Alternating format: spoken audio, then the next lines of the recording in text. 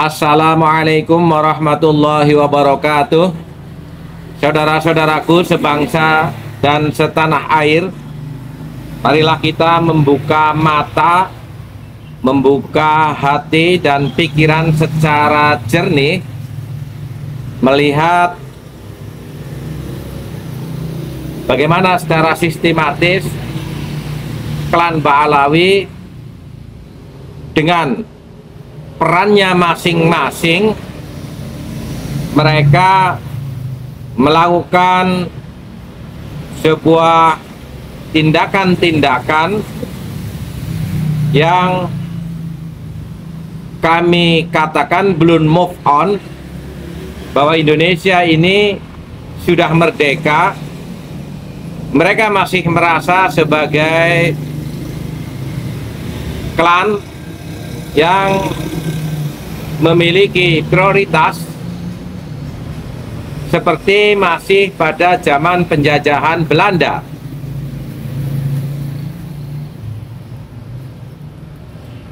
Tentunya ini tidak baik bagi kehidupan kita sebagai bangsa dan negara, terlebih memasuki era modern dan globalitas masih direcoki oleh orang-orang dari klan Ba'alawi yang kumo luhur, yang memiliki arogansi dan merasa superioritasnya lebih tinggi dari pribumi. Salah satu hal yang kita semua lagi marah adanya pernyataan Rumel si konyol merendahkan Bung Karno, salah satu pahlawan dan proklamator kemerdekaan Republik Indonesia. Mari kita dengar. Saya punya pendapat yang cukup buruk sebagai sejarawan. Saya merasa Soekarno itu keren-keren amat. Dia itu dikelilingi oleh orang bodoh yang nggak bisa membaca aja itu. Dia bisa berorasi dengan baik. Itu pendapat konyol sebenarnya. Tapi kan itu bisa dibuktikan berapa orang yang bisa membaca di waktu itu. Anda bisa bicara dengan fasih di depan orang-orang yang nggak bisa baca, itu jadi di dewa itu. Sebagai salah satu tokoh sentral bangsa ini, Bung Karno oleh Rumel dianggap orang yang tidak keren.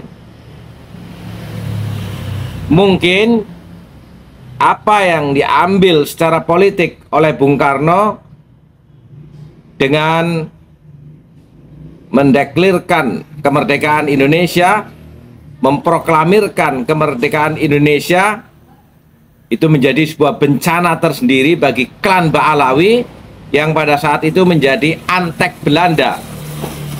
Mungkin yang diinginkan adalah Jepang menyerahkan kekuasaannya kepada penjajah Belanda.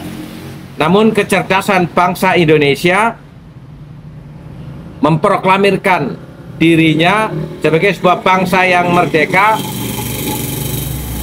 sehingga menutup peluang Belanda untuk mencengkram di bumi pertiwi ini. Secara otomatis klan Ba'alawi yang menjadi anteknya juga rungkat dengan keputusan bangsa Indonesia yang diwakili oleh Bung Karno itu. Itu mungkin yang dianggap oleh Rumel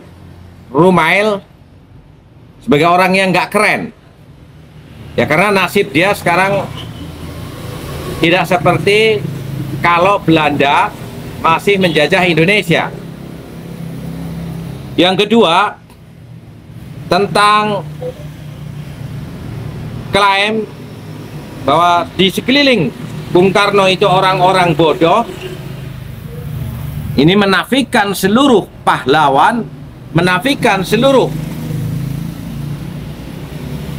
pergerakan nasional secara formal juga menafikan anggota BPU PKI.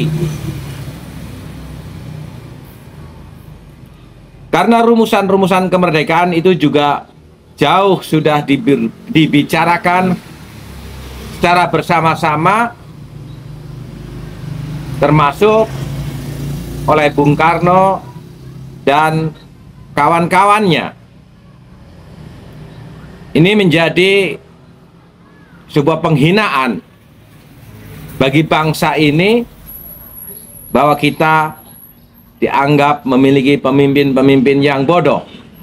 Ya, bodoh bagi Rumail karena membuat rungkat klan Ba'alawi tidak memiliki status sosial yang tinggi lagi, menjadi antek Belanda. Yang ketiga, bahwa yang dianggap Bung Karno hebat oleh bangsa ini direndahkan lagi oleh Rumail karena statementnya, dengan berapa orang yang bisa baca pada saat itu, seolah-olah Bung Karno bukan menjadi penyambung lidah rakyat, tetapi hanya sekedar kebijakan sepihak dari Bung Karno itu sendiri, karena bangsa Indonesia pada saat itu menurut kacamata miringnya Rumail konyol, orang-orang yang tidak bisa baca. Kalau menurut menurut pandang antek Belanda, memang bangsa ini tidak bisa baca. Tapi coba kita lihat realita. Pada saat itu bangsa Indonesia tidak diberi ruang sekolah, sehingga memang tidak bisa baca tulisan Belanda. Tetapi tulisan Jawa Honocoroko itu sudah ada sejak tahun 66 Masehi. Kita memiliki tanggalan dan aksara Honocoroko yang dideklirkan oleh Aji Saka. Bisa dilihat dari tahun Jawa pada saat ini adalah sudah memasuki tahun 1957, yang jauh lebih awal dari bangsa Arab. Bahkan kalau secara DNA, klan Ba'alawi ini bukan sebagai bangsa Arab, jauh lebih unggul dari klan Ba'alawi yang mengaku sebagai orang Yaman.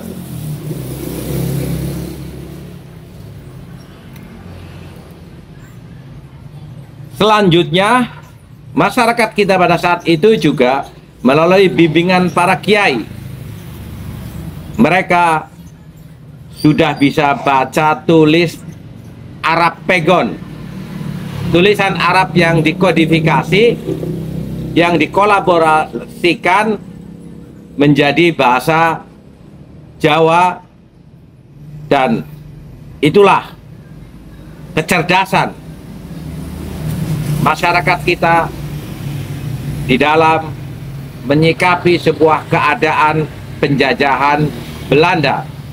Bahkan orang Jawa lebih bisa baca tulis bahasa Arab daripada orang-orang Arab keturunan Yaman itu.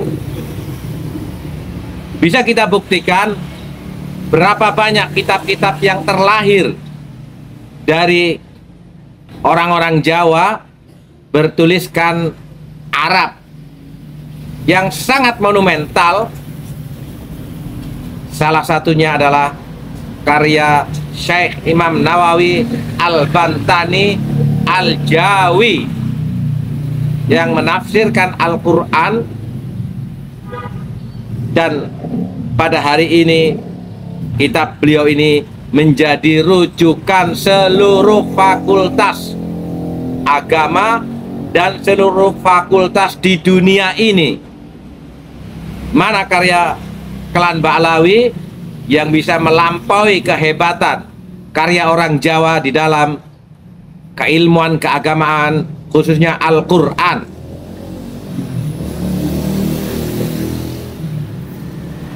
Jadi sangat politis sekali kalau kekonyolan Rumail Abbas ini merendahkan Bung Karno, merendahkan bangsa Indonesia dengan pandangan-pandangan yang sinisnya karena akibat status sosial klan Ba'alawi setelah kemerdekaan ini yang seharusnya berterima kasih kepada bangsa Indonesia memberikan status kewarganegaraan, justru seolah-olah masih menyesal,